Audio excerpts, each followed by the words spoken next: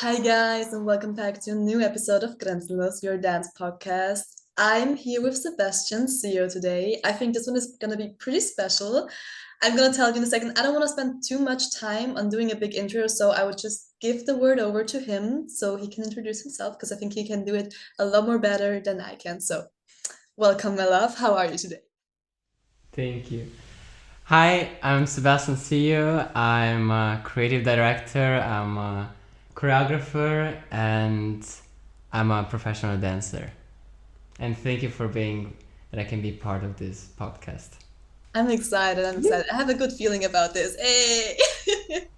So, actually, I want to start this a little bit more personal. So, the reason I ended up in your class, the reason why we're here today, you know those days where you just wake up, it's gonna be sounding so weird. It's gonna be sounding so weird, but you know those days where you just wake up and you have to feel you need to do something, but you don't know why. It's just like you feel like something is calling me to do that, but you don't know why. Okay. Okay, yes. I absolutely know that feeling. You're like, what the fuck? No, you know, like I didn't train in that studio. I was like, it's not like so much my style, but something really told me, okay, I should go to your class. It was like a really spontaneous decision. I don't know why, but something was so special about your class that I don't know. I left your class and I was like, okay, I just felt inspired a lot and I could take a lot out of it. So I made the decision of, okay, I actually really want to have you for the podcast because I really had the feeling you have a lot to share. And I'm really excited to hear and to listen Oh, to you. Aw, thank you. starting cheesy, right?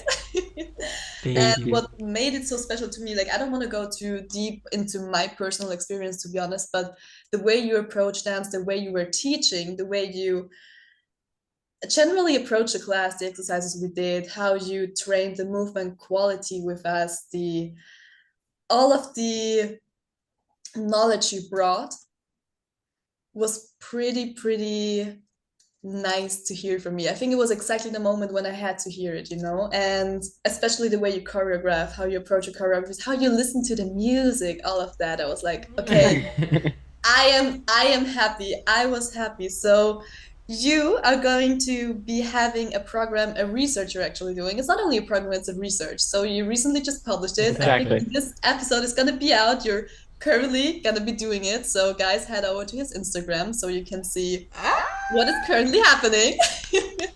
Do you want to tell us about it?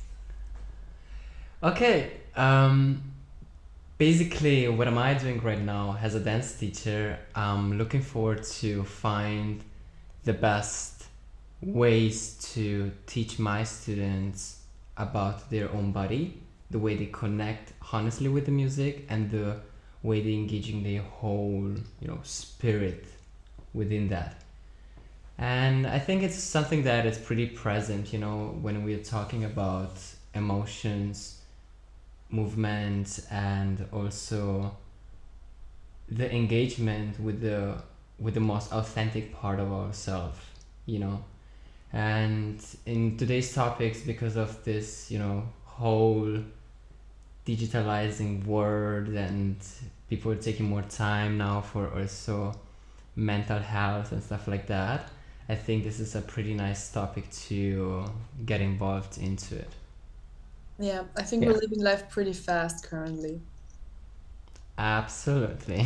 Absolutely. And I need to You're say, right. me too, because I'm a person, I don't know, are you a person that has a lot of patience?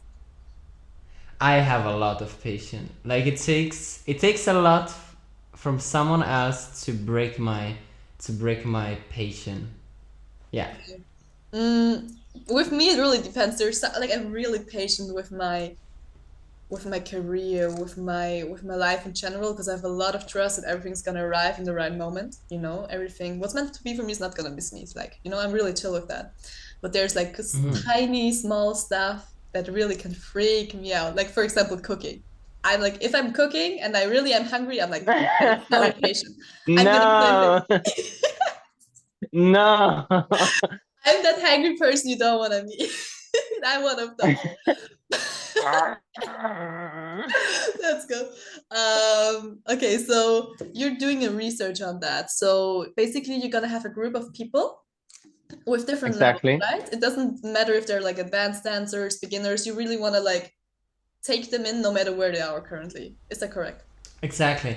The fact is that if you, it doesn't matter how experienced you are as a dancer, you know, like you always can improve your body awareness and the skills that you're having behind, and the way you connect with the movement itself. So for me as a dance teacher, I'm someone who I'm able to comprehend all the people in the same bubble, you know. And I think it's something that should be been taking, you know, for you know, more and more with the time, you know, because sometimes just because you're seeing someone dancing in a technical way and having more experience, you see, oh my god, this person is so good. But sometimes maybe they don't have like a soul. Sometimes they just execute, but they not really portraying whatever. You know what I'm talking about? I do And know what you're sometimes you talking about. see, I really do. It's just, when you say they don't have a solo, it's like that's so hard. But I know what you mean. Like the last class that I was teaching, I actually was saying the same. I was like, you know, you can like take all of my steps. You can take my steps, you know, but you never, that's gonna sound harsh too. You're never gonna dance like me. Like, you know, get rid of that thought. You're never gonna dance like me. And the beautiful thing is, No. I'm never gonna be dancing like you either, because all that you can see while I'm dancing is my whole life experience, all my tears, all my joy, all my love, all my pain, all my trauma, all my, you know, you can Mm, see and everything that I lived in my dance. So how could you ever dance like me? Because you didn't live my life. And that's a beautiful absolutely. thing. You know, that's a fucking beautiful thing, because that's making me really, really calm. Because the competition for real isn't, there's no competition, you know, because we're all so beautifully individual that we can't even live up to another person. You know what I mean? In the best way. So when you say you Absolutely. just take the steps, but you don't make it your own, like with making it your own, I don't mean change my choreography. I don't mean for you to change my choreography, but you know, you can put your own feelings into it. So I definitely know what you mean with if you don't have a soul, but you do everything technically, it's also, I know what you mean. I don't like to downgrade the people who are having less technical experience, you know, because sometimes people feel so pure in that moment, you know, like if you have a kid, like just like a kid, and but this kid lives like in such a like a heartful way. I'm like, that's so great. That's so good, nice to see it, and so lovely. Yeah, yeah. I'm happy that you're like on the same thing, on the same page. Yeah, I loved it, especially because we had this thought like separately. No, I actually think, you know what, I kind of not hate, I don't want to say hate because I'm not a person that hates, but you know, the fact that we kind of get so much into our heads, that, like when we're going our path, you know, because when I remember when I was younger, I didn't judge myself so much for dancing. Then I'm more critical right now, you know. So I think we Mm-hmm. Mhm. kind of, not we lose the joy of it, but as you said, the way that a child simply does what it's doing without thinking about it and just like authentically being like, you know, it's just, I think, you know, sometimes souls are just shining because of their, it's just the energy. Sometimes I'm like, I'm not even dancing that, it's just my energy that didn't feel good that day. You know what I mean? It's just the energy that you put out there, that's shining for you. And I think that is making your dance beautiful and not specifically the steps, in my opinion. And sometimes there's a lot of people who dance really, really, really, really great, and the only thing that I'm like, you need to be more confident. You need to be like, trust in yourself that you look beautiful, you know? Okay, Wow. but please, let's go back Yes. to you because I didn't let you talk. Oh, Okay, back to your research program. So you're gonna have your group of people. How are you planning to work with them? You're gonna be working in, you said flow technique, yes. power driven. What does that mean? Oh, basically, what I want to make my goal in this is basically to kind of build them like a tree, you know. So every time you have a tree, you have roots. Understanding your roots means to understand the connection with the floor, which is the base of every type of dance. We all have connection with the with our roots. So there are like some techniques which comes from yoga, for example, that helps you like to ground, yourself. And also that when you're breathing, that you're not thinking I'm just breathing here, but I'm breathing like from my big toe or like below, like even like more a bit deeper. And this also takes yeah. And this basically takes like the whole, when it comes to play with your perception, when it comes to movement, you're not focusing yourself on only, for example, this, like for example your upper body, but you're starting understanding how my upper body actually works with my weight transfer. Like you always have like one focus, and this focus always goes like this. Like even when we're talking, you have 100 spots where your focus goes like this. And we basically, what I'm doing with this technique is I'm slowing down this process, and I'm letting it be more like kind of do as possible, like as much as possible dual, like. Okay. So you actually So want to work with people on their awareness, how they perceive, how they can work with yes. their bodies and watch you and learn from that as well. Exactly.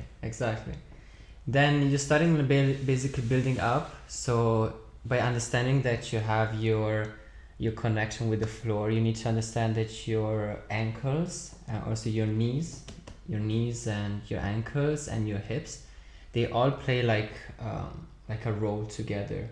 And understanding how support from down to up works helps you to be more supported when it comes to have really stretch and really strong movements.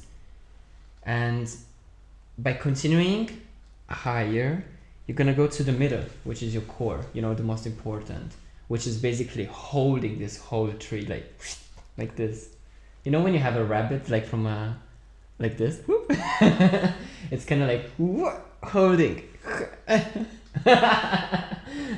like and after you starting like with the flow, basically you're starting like opening up in every direction in a three-dimensional space, and so you're starting like going around, and this is how you can like start flowing. Chloe, hey, let's go. Eh.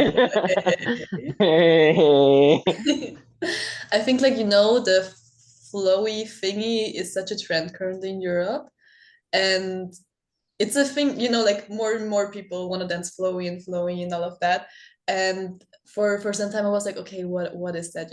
How can you train that? How can you make your body? Because I think like it's how you train your muscles. It's not like, you can have lines, and the line is especially, it's exactly, I can tell you where the line needs to be. There's Yes. right or wrong if the line is clear or not. But like with flowy, for the sake that each muscles, like my muscles are working differently than your muscles, because my muscles are differently built. So you can't copy a flowy person like one-on-one, in my opinion. You can like give me your opinion, of course. Mm-hmm. Like of course you can work on it, but I think like there's so like the details of the muscle, how they work while you're dancing more flowy is so specific that it's really like the tiniest bits of your muscles, how you activate them so you can hit the music, and it's like really isolating, but like at the same time it's so much awareness and technique, and you need to engage, and you exactly need to know what part to engage and what part to let loose, and not to be like tight, completely tight. And I think that's such you know what I mean. I think it's such a thing that I have so much respect for as well, because I think to train that also takes you a lot of patience, because it's not just a thing okay, this is a line, you know what I mean, because you really need to train Yeah. your muscles to react in a different way. Yes, you said it like it's exactly how the way you said it. It's exactly like this. When you're starting understanding the basic concept of muscles, like relaxation and contraction. Yeah, sure. Yeah, so that's basically when you're starting having like a higher quality on your dancing. Yeah, I remember you said that You on said the it. class. You said on the class, the thing that's going to take you to the next level of your dance is to learn how to engage some muscles but let others loose. And I was like, wow. I was like, okay, relax. Yes, exactly. You also mentioned when you told me about the program that you want to work on, wait, let me see how I wrote it down so I can exactly say it. Mm-hmm. Unlocking body blockages. So And yeah, what I know is the trauma is stored in the hips. That's what all the I way know. up. Tell me more about it. Like, what do you understand with like, how do you want to work with people on that? Why is it important, etc.? When you see flow, think about water. And if you see emotions, they all hidden in our muscles. If someone is repressed, like this, that's the sensation that you have, and that's the where your muscles are tighter, you know, where you don't have that release. A lot of like positions when it comes also in the dance world. For example, in hip hop, why do you think people stay like this in hip hop? It's because of the whole pressure that they have from the society, the fact that they were living in ghettos, and everything was pretty dangerous. So you kind of go like this, and that's why they dance like this. And like in every body part, there is a certain emotion that is going on, that it's quite similar from one person to the other. And when we say we smile in the same language, you know what I mean? We have also that kind of like pain when someone has a heart breaking, it's like here. You know what I'm talking about? So those are reactions that are kind of universal in the world. And with the flow, what is happening is that you have this kind of like water that is coming into your body, like growing from down to up, and then it's clashing in the zones that it needs to be clashed, and then it goes again, clashing, crashing until it's like opening that spot that was maybe not feeling good, like it was not feeling good in the body. And by catching that place, you're starting like feeling, oh, there's a new emotion coming up, because I touched that part of my body that has been engaged with that emotion.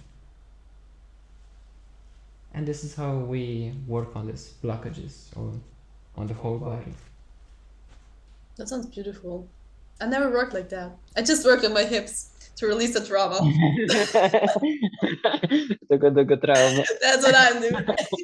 You actually brought something up. Like, give me your opinion. The saying that you dance how you live. What do you think about that? Absolutely. The way I think it's more related about how you think. How you think. I think it's a bit closer than how you live. For me, dancing, it's not life. Dancing, it's a key. So it's like you have a key that it's unlocking, and this unlock can show you new parts of yourself. It can make you rethinking about other parts of yourself, and so on. Like, think about socially how you developed yourself because of dancing, the way you were thinking about yourself, and so on. Yes, it's a whole therapy. Exactly. Yeah, we do know that. So back to the question. Yes, you can see in some people, for example, when they don't ground themselves too much, but they use a lot of, for example, upper body, or like a lot of this part, like just a really simple example, like it's like, well, okay, but I'm not grounded. So I feel like I can, as a teacher, when I'm seeing this, I'm like, is this person rushing a lot towards the day? And I got it right. So I was like, okay. It's working. Yeah. Someone once told me, actually Edith, you know Edith. Yeah, you know Edith. I had a private with her and she I was like, love her. Lisa, could it be that you're a little bit stressed? Because we were freestyling and she was like, you're jumping from one thing to the next, but you don't finish the stuff. That was like, oh my God, it was like 2 years ago nearly. Oh my God. And I was like, yeah, my calendar is pretty full actually. I'm really jumping from one thing to the next. And she just really Nah. caught it from my dance. I was like, yeah, I'm for real. So no, but like also characterly speaking, I think I can say the way I dance, I know why I dance, how I dance, you know? Mm. So I know why I move the way that I move. I know why I feel comfortable in certain styles and know what I want to express with that. So I think life and dance are intertwined, but I think dance is the way that I express it, you know? I think dance is a Yes. tool that I use to live my life, or generally, I think life generally is art, the way I live, the way you speak, the way you talk, the way you walk, all of that is art. So I do think all of that is intertwined, and it's not like dance and life, but it's also not just like dance or only life. I think it's a whole piece of art Mm. together. Let's put it like that. So another point that Absolutely. I actually wanted to bring up, you also said you want to focus on, guided meditations and stuff like that. That's something that doesn't really appear in dance classes, because most of the people, we don't have time to meditate in dance classes because we're stressed to do the choreography because we don't have time, right? So what's about that? Yo, this whole conversation is like, you know, bring out like topics like, people. Well, I would suggest in every class to start with a small meditation. And meditation can also happen in other ways, like rituals. So you have the opportunity to start your class by just sitting down 3 minutes, closing your eyes, and being like, I'm aware I'm in class. I'm taking my fully time to detach myself from the outside world and really and allowing myself to enjoy. Yeah, it's kind of like you're eating. Think about food. Like we're talking about cooking. So you have food, and you're like, okay, eat, I go. But you don't take time to like for your body and for your system. Then your body needs some time and your mind too to understand. I'm sitting here, and now I'm ready to eat. I grab the fork, or like I make a little pray as you wish. That's why people were doing also praying before. It's actually a healthy way to signalize your mind that you're starting to do something. So the digestion starts already before. So, and it's kind of like at the same time, at the same way it works with dance class. If you're in a dance class, why don't you just just sit a bit, no music, no nothing, absolutely nothing. And I tried this, like I'm experimenting with this kind of like feeling, and I have the feeling that my students are more into the class. They're into it rather than like I'm here and then I go, So it has beneficial, of course, because we are running the whole day. People are trying to spend their time quickly in a dance class and then go home, and we need to take care that they actually feeling that, and feelings cannot happen like this. So how it Also, if works. it's like, if you arrive in a class and you just take a moment to be like, oh, okay, I'm really tired today. That's like, the way you train is gonna change. And also you're not gonna pressure yourself so much. Because sometimes I arrive at class and I'm like, oh, actually, I'm not really excited about dancing. And I'm here to train, and that's fine. Today I'm gonna train, more, not like more chill, but how to work with my body when my body feels like that. And that's also fine. And I think that helps, Mm-hmm. for example, to not pressure myself on today we're not feeling good, but like, we're gonna dance bad. So Yeah. I don't know. What I also like to do is setting an intention for a class. It doesn't matter if I'm teaching or if I'm alone. It's like, okay, we have this choreography. Sometimes you know the choreography before, sometimes you don't. If I'm teaching, of course, I know the choreography. And I like to sit down with the people and be like, hey, look, that's what I was thinking about. That's kind of the Mm-hmm. theme for today. So get into the mood, slowly arrive into the class. Um, I think it helps a lot because if you rush into the class and be like, okay, steps, we end up in the phase of steps, but there's nothing behind it and there's no soul. There we go. Yeah. And do you think, I have a question to you. Do you think, is it worth it? Is it worth it to have a class where you actually don't feel it? Yes. I don't know. Okay, wait. Let me go back. So at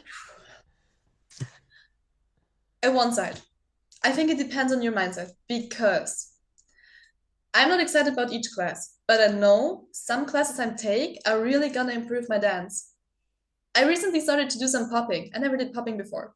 I'm like, you know, but I know it can really contribute to my dance, you know? So I don't feel the most comfortable there, but that's not about feeling comfortable, but we're talking about not, that's another topic. That's another You know?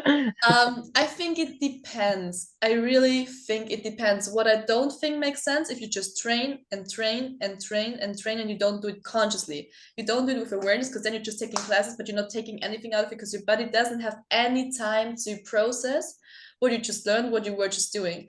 When I arrived in Lima, I trained a fucking lot. I trained 20 hours a week. I took a lot of classes. So then I went to Colombia. And when I went to Colombia, it was like, okay, guys, I didn't have a vacation since some years where I didn't dance. Like no matter where I went, I always danced there. So I was like, okay. I mean, I was teaching in Colombia, but I think teaching and training is something different. So I didn't count that. So yeah, right? I don't know. It's it's different. So I was like, okay, we're not training. And those 2 weeks, I went back to Lima and I took the first classes and I was like, I feel so better while dancing. I have the feeling I improved so much just because of the fact that I took a break. So I think breaks are really, really strong because it gives you time to process everything. Because if you just keep going, your brain is just like, you can't take in anymore, like a sponge that is full with water and you're just like dripping. It doesn't really make sense. But also sometimes if you're tired, if you didn't have a good day, and you're like, I don't know.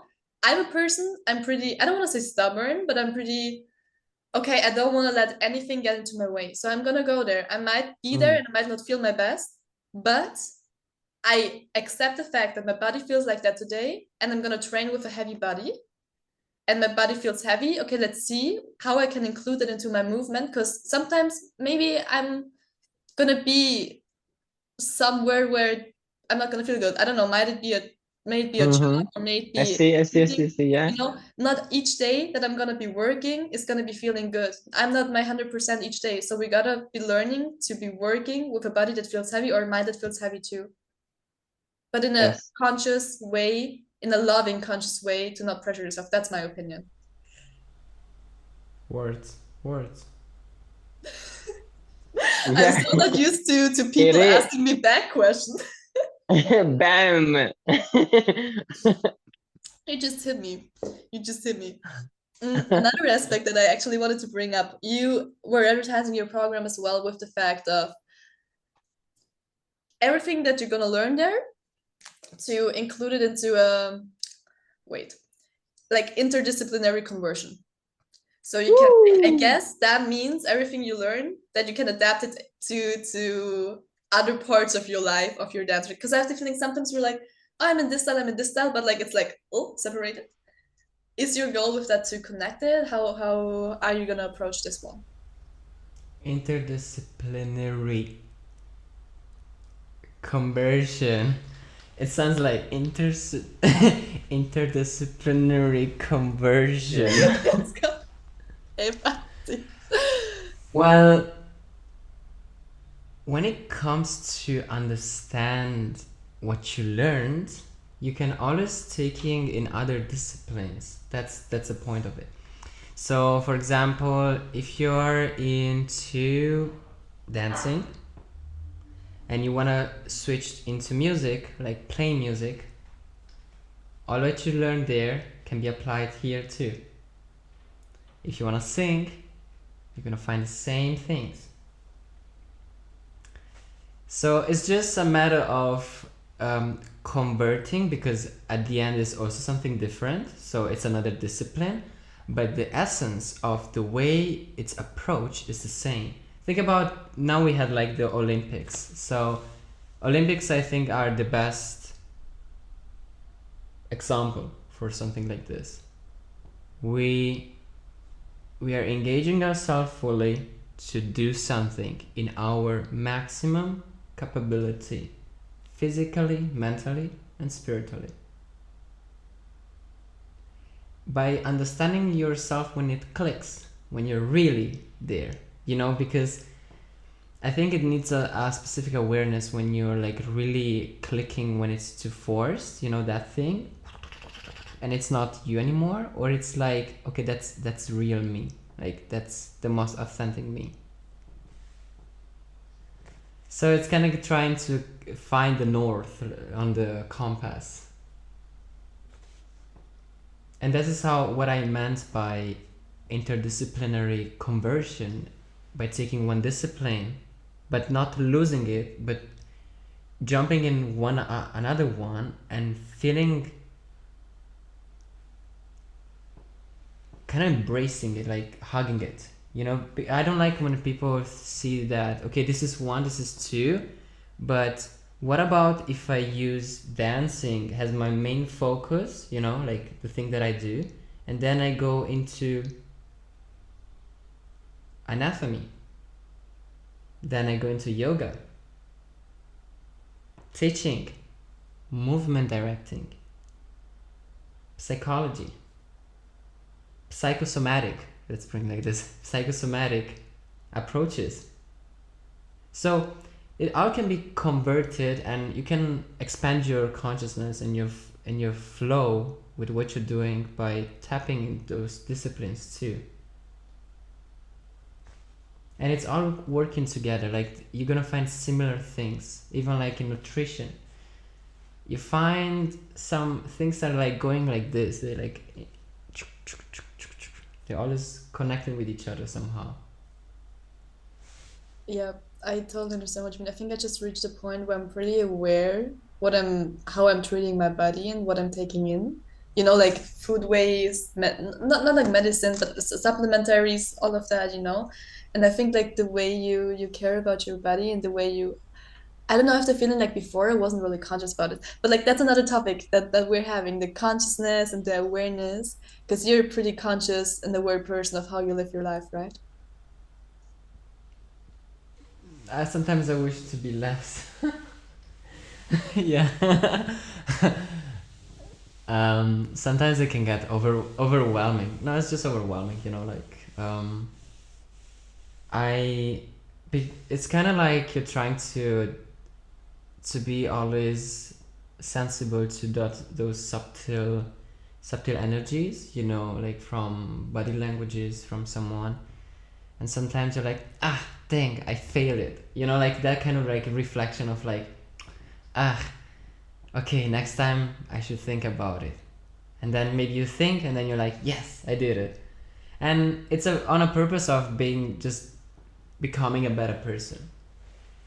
And sometimes, like when you're like maybe not in your best shape mentally and physically, then you're like, oh, okay, maybe I should rethink about this. It's kind of like constantly reflecting what you have done, what you can improve.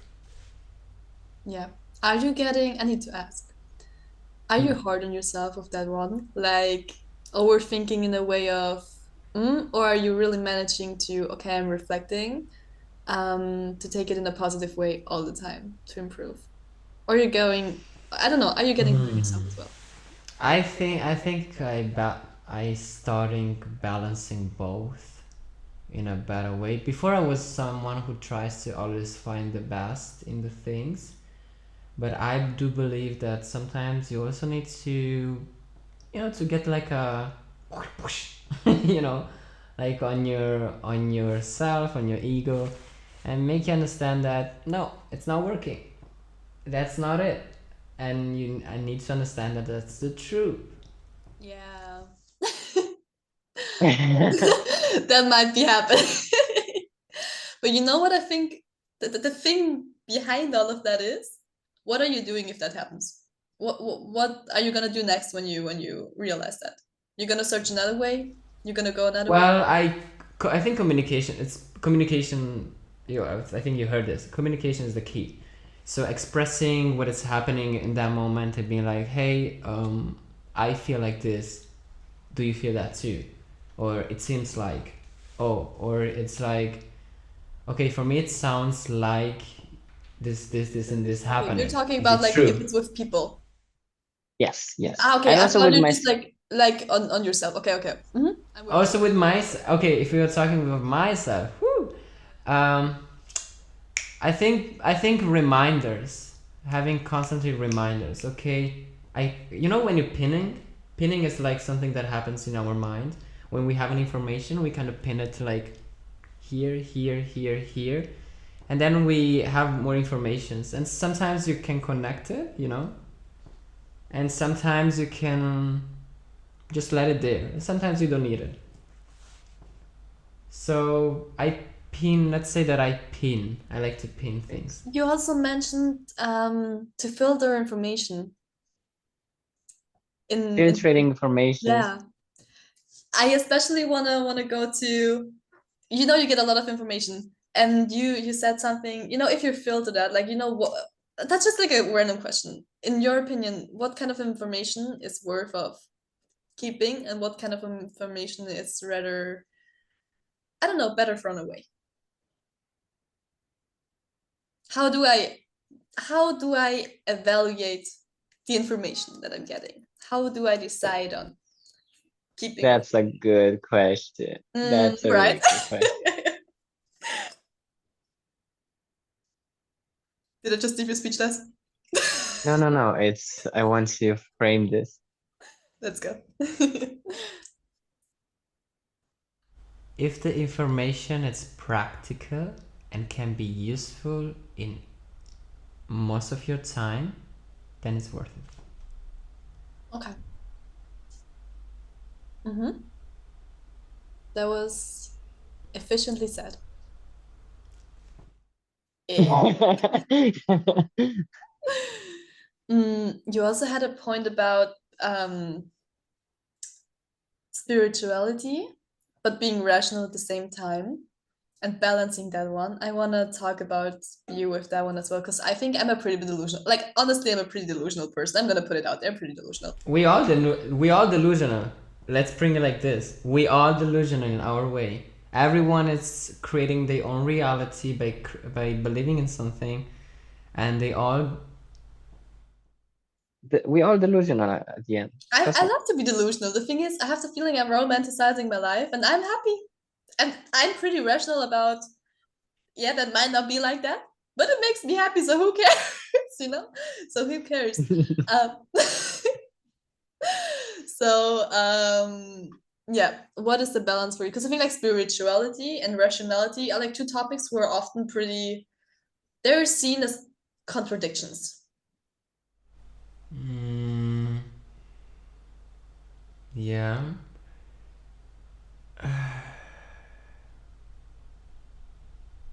I would love to start by setting those things first of all down.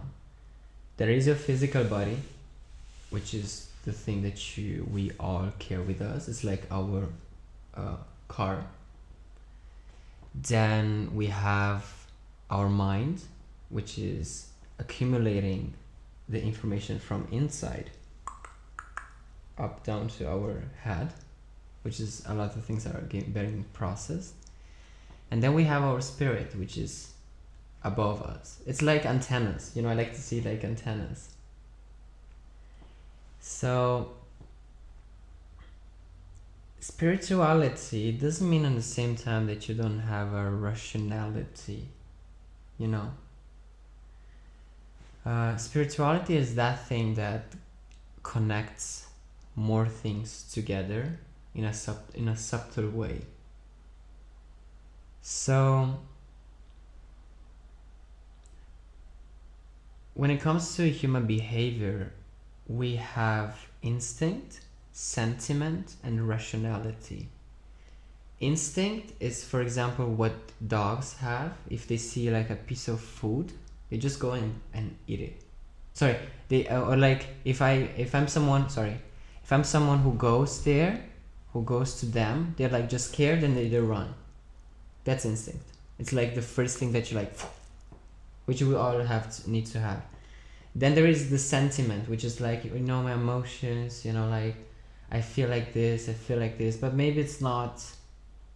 It doesn't make. Sometimes we're putting our emotions so much forward that we're not thinking rational in that moment. We need to take care of this too. Yeah, but what about my emotions? Yeah, and it's it can sound a bit harsh, you know, it can sound a bit heavy, but rationality is the thing that distinguishes us from all the other living beings.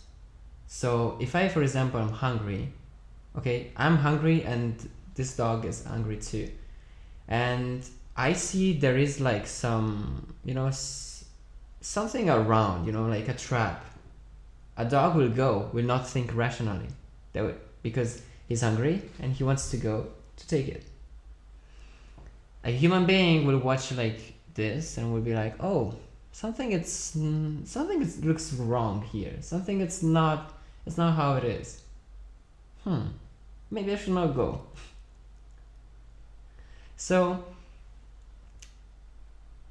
spirituality needs to be cleaned, has our body and has our mind needs to be cleaned on a purpose of rationally acting on the word and providing a service to the as a benefit for the whole humanity. So I believe that we're starting like transitioning to a place where more and more people are getting more aware of those factors of being like, oh, now we have time, now we take time to see some things, and we see so much bullshit on the world. We see so much bullshit that is just distracting us from the what is actually happening in our world. Consuming violence, like those films, you know, full of violence for free, all those kind of things. I'm like, sorry, it's not it. I think we need to take time to start from down to up, you know, as always.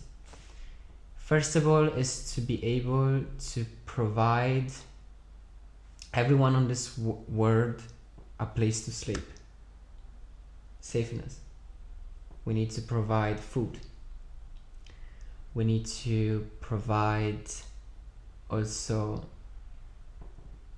after when they have all of this, a sense of community and a sense of belonging to something. We can build schools, and then they have more time to put themselves higher and higher. Exactly. It's like this, I don't remember how it's called, but the psychological pyramid you have of the basic needs. Spirit. Are you remember? I still know the choreography. I still do know your choreo. You were telling something about it's out of a movie, right? When you taught the choreo about that one. You I don't know, you said you were No, explaining. I just made a joke about it. Oh.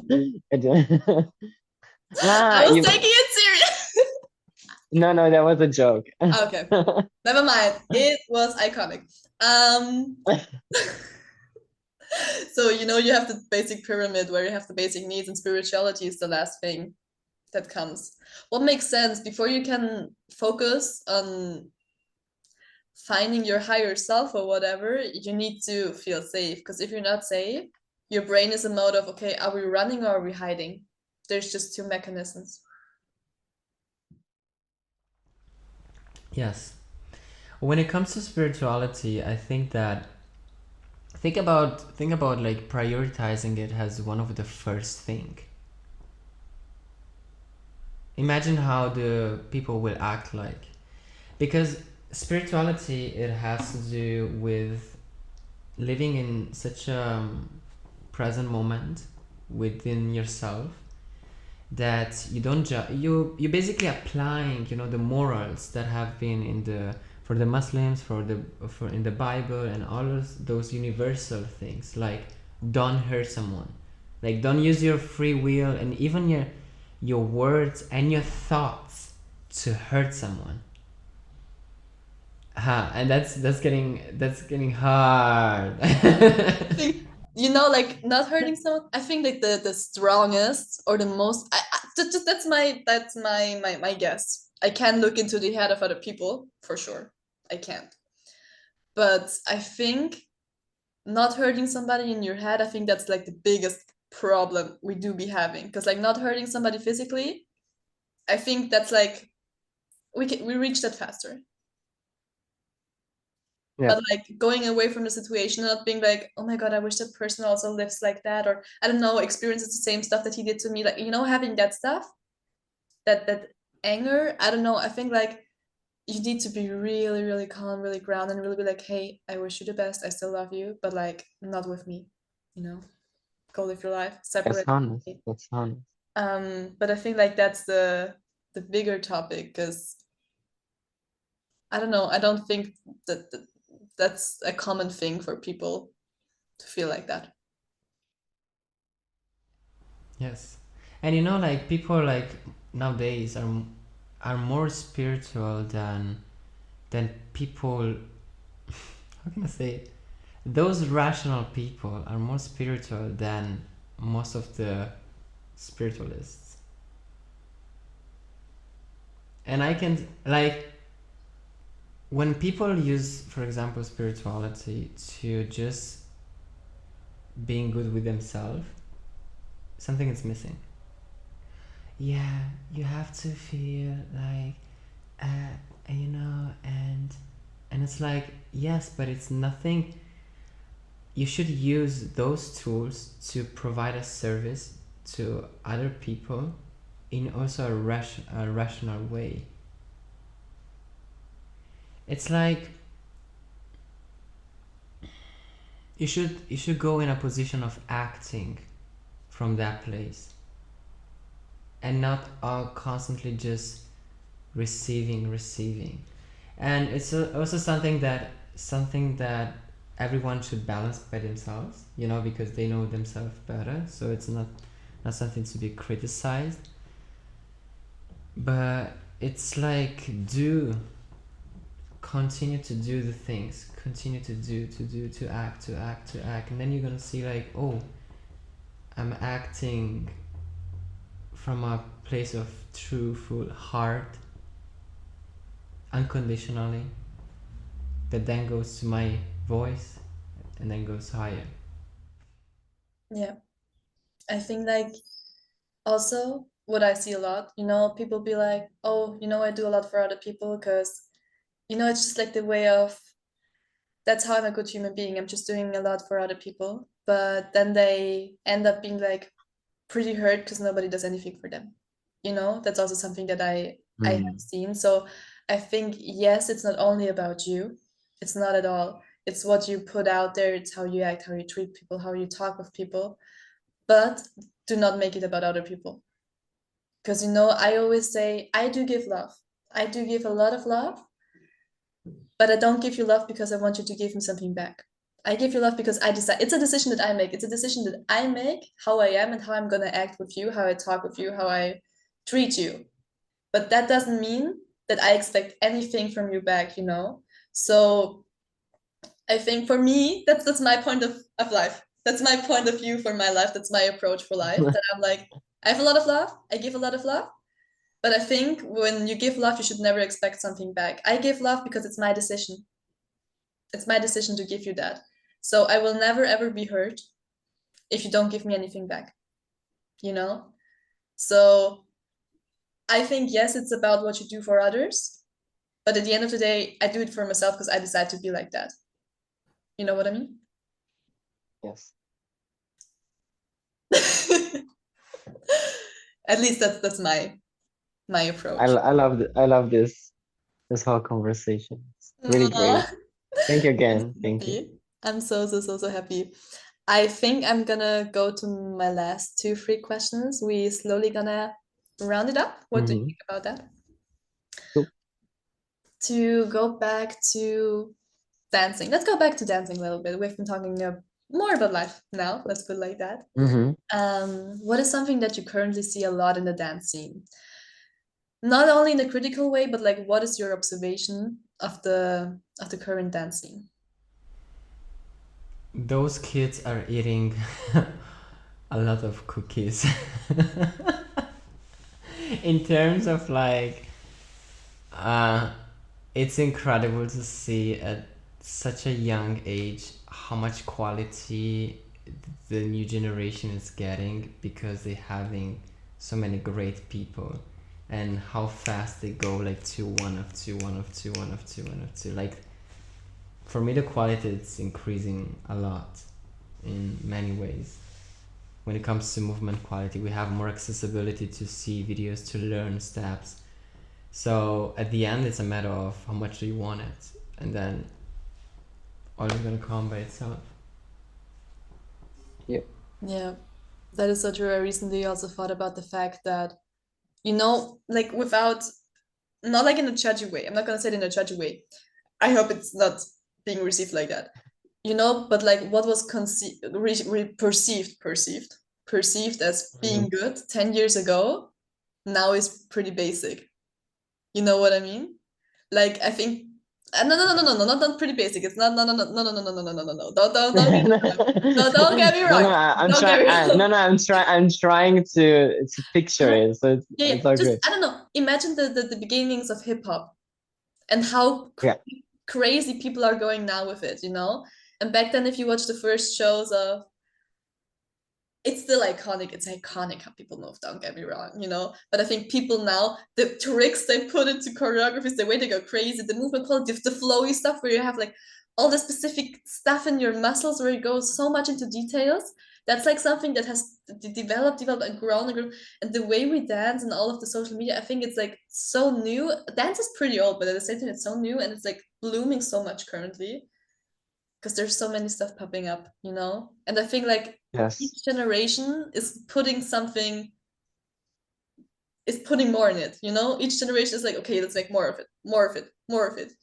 So everything is going like, Up, up, up, up, up, up, up, up. Up, up, up, up, up, up, up, up. I'm curious to see where this is gonna bring, um, in terms of culture way.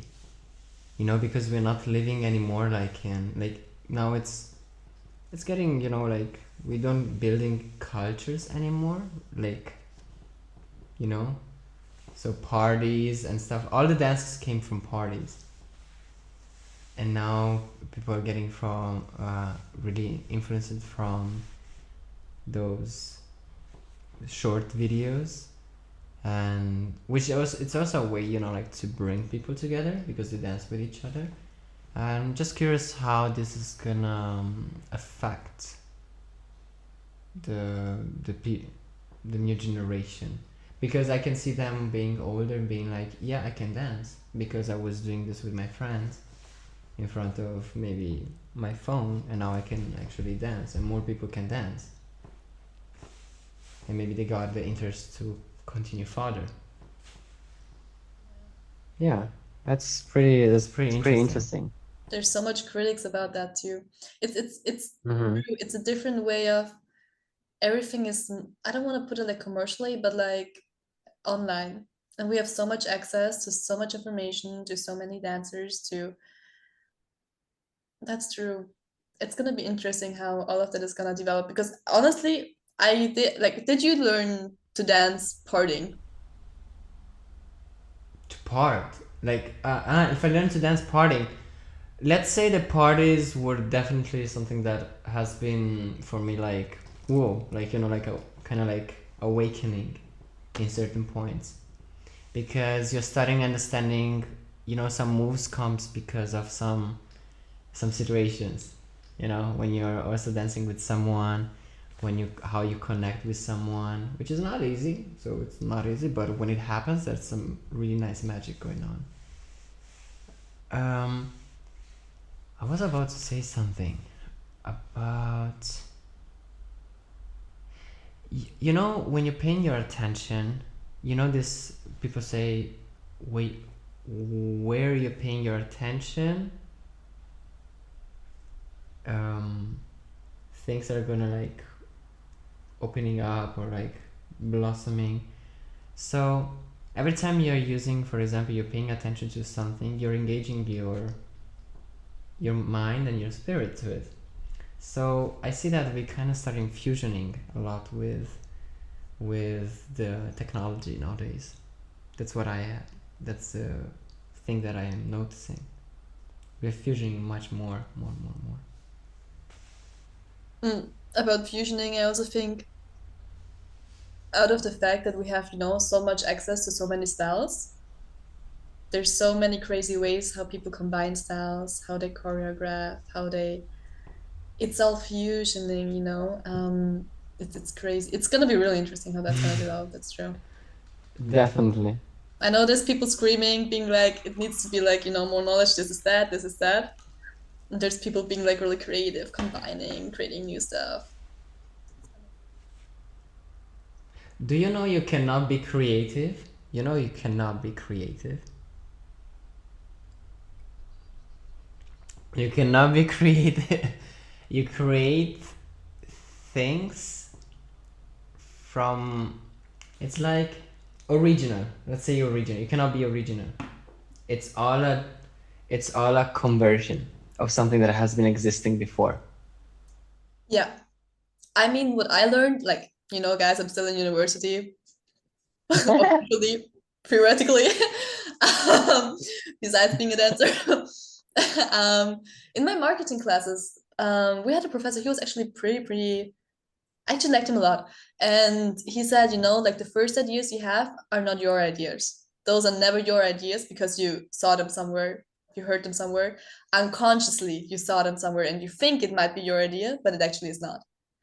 And I think in dance, that adapts to dance too. Because I think like to come up with something that's like completely new is possible, but more difficult nowadays. Hmm. What I do think, like I get a lot of inspiration, the way when I watch you, like how you choreograph, how I watch people here in Peru choreograph. I'm like, hey, I like the concepts they're taking. How can I adapt that concept to my choreographies? Still like doing my thing out of it, but I got inspired by you guys, by other people. And I think we all inspire each other in some kind of way. And it's not like I'm copying somebody, but I do be inspired by other people. That's like a fact, so it's not only me. Yes. Yeah. So you meaning that every time you're having like first thoughts, those are not yours, right? Not thoughts, ideas. First, I was talking about, the conversation was about, you Ideas, create a okay. logo. For example, I don't know, you think, oh my God, that logo looks amazing. And then one day Oh, okay, I you realize, see. yeah, that actually already, because, as you said, we have a focus, but there's a lot of stuff going on around us that you subconsciously, you perceive that, but consciously you don't, So only, Yes, I think yes. I think it's like we only aware of 10% of what is happening around us because there's a lot happening, but like 90% we're not saving into a memory because it wouldn't be like worth it. Like the birds singing in the back, blah blah blah blah blah. There's a lot happening around. That was like a bad. You know what? Yeah, There's yeah. actually birds singing here, right outside of my window. So there's a lot of stuff in your head that you consciously don't really know that are there. So when you come up with ideas, you might be like, oh my God, that's such a great idea. But maybe it could be that you already got inspired from somewhere else because subconsciously you already saw or heard that. And this is how manipulation works actually nowadays. Now to talk about manipulation, like this is how it actually works. Yes. Like like it takes 3 years for someone to change their behavior if they're influenced subconsciously. This is how marketing works. So it's like you see a logo, like you see this, wow, it's a product, yoo-hoo. You see it again, you see it again, and you see maybe this for 3 years, and it can bring you, just for making you triggering this again, it can bring you to, oh, let me watch, what is it? Okay, now, oh, I heard really good things about it. Maybe I should take it. And this is how it goes and goes and goes and goes. And those strategies goes for 3 years. It's like a chain, you know, like when they have an information, they basically put it in your mind, and they taking it like this, and then it's there down, and then they're grabbing it slowly to the surface until they bring you to that point of not being rational anymore. Because the products have a reputation, they have an image, and you trust the image. Yeah. And that's where I think it ends, with the trust. Yeah. It's just Trust. about gaining trust and credibility. You need to make the people. I think you can sell anything in this world nowadays. You can sell anything. What can be bad or good, however you see it. Um, Hmm. it's just about making people believe, trust, to gain trust and to gain credibility. And you know where it goes now, to the point of the that spirituality. If that would be for a really purpose of like serving, you know, I will not ask for money, or like I will not go to a place of profiting. So of course we all need to have a certain incomes, but my main goal will not be selling, but providing a service that is helping you. Does that make sense? I think that's another, like, also the topic with, you know what I once said? When I'm doing my art, I'm kind of selling a part of my soul. No. But you know, like when like at least I approach it when I choreograph, it's a part of my soul. It's a part of my life that I portray in my art in this moment. So when I teach that, Hmm. or when I do something with the choreography, I actually sell a part of my soul. Does that make sense? Wow. Sounds really harsh. I once said, I was like, wait. That was like a 2 a.m. thought, and I was like, wait. Do you always understand this when when you're having this thing? Do you understand right after? Okay, that's what am I selling, or is it like you understand it after? Like a while, a year or 2 years. You mean the meaning of my art? What I put into it? Yeah. Yeah. I know you asked me that already. I mean, that's gonna be interesting because, to be honest, I'm pretty aware of what I wanna, like, what my idea, my thoughts behind the choreo, like, of my art, what I'm putting into my art. But it might be, I don't know, 3 years looking back, that I'm gonna be like, makes sense why I dance this way. Might happen. I don't know. Yes. Let's see. Let's Yes. see. Did it happen to you? Yes. Exactly the same. Exactly the same. Hmm. Let's see. Maybe one day I'm gonna understand myself better than I do now. This is all yes, that, yes, yes. And sometimes we're gonna give some credits to those people who have been living longer on this earth, and understanding that they have wise advices. You know, we need to hear of those who have been longer. They see things differently. Maybe we don't because we are stuck in our reality and bubble. But I think those who are for a longer time, sometimes they have, you know, they have their truth to share that they can see in a really honest and Heartful heartful way. way. It's all about listening. I think you can grow a lot just by listening to other people. Yeah. Okay, I think now it's a beautiful moment to round this up. I am so happy with the desk. did this, did that. Oh my God. Is there something specifically you want to end this episode with? Some last thoughts, some, I don't know, anything you just currently feel like you want to give away to everybody who is currently listening? Good question. Good. But no Well, pressure, no pressure.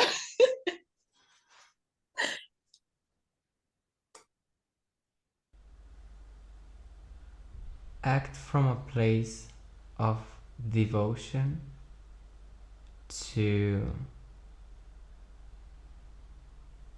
help others.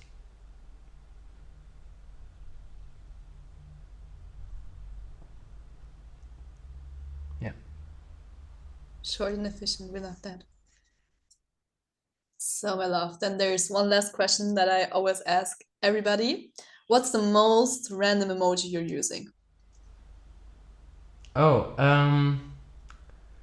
you know the. Okay, maybe this is not random. When I see dogs, and sometimes they have the teeth like this, like this. I like to put the emoji of the devil, of like this devilish The mask. happy or the bad devil? There's like a No, smiley no, like devil. no, like the that's another one with hairs, you know. Ooh, the red one. Yeah, the red one with The like red like one. this. Yeah. Okay, so guys, you know And what? every time I'm seeing this, I put like when I see like dogs, I put like that because it's the dog, and then I put like a white heart. Yeah, that is Because random it's enough. cute. Because it's cute, you know. We're gonna be taking this one, so guys, you already know what to do. If you've listened to the whole episode, you go to any post that we have with Sebastian and you comment that emoji. Let's spread some love. Let's spread some community vibes. Let's see who of you guys listen to the whole thing. Epa. Thank you so much for doing this with us, for sharing your knowledge, for sharing your opinions, for speaking up, for letting us know what's going on in your head. Is there anything left you want to advertise for? Of course, your Instagram has been linked down already, the whole link down below already, the whole episode. So Come yeah, below. is there I anything? would say for those who are close to Berlin, feel free to join the program that I'm teaching and attend my classes. And I encourage you to continue to listen to this podcast. Oh. Hardy! Yay! No, so guys, you know where to find us. You can find us on Instagram, _your_dance podcast. Our Instagrams are also linked down below. Thank you so much for watching, for listening. If you want to give us a 5-star recommendation, wherever you can, feel free to do so. Go click the subscribe button on YouTube. That is currently the best way to support me, to support this little project. So we're gonna keep going. So we're gonna be able to keep going with all of that grammar. amazing. Yeah, you know, guys. So thank you so much, Sebastian. I wish you the best. Cheers. I wish you a good guy. A good. Oh my God, why I'm so done with talking today. I love you guys. Bye. Cheers. Bye bye.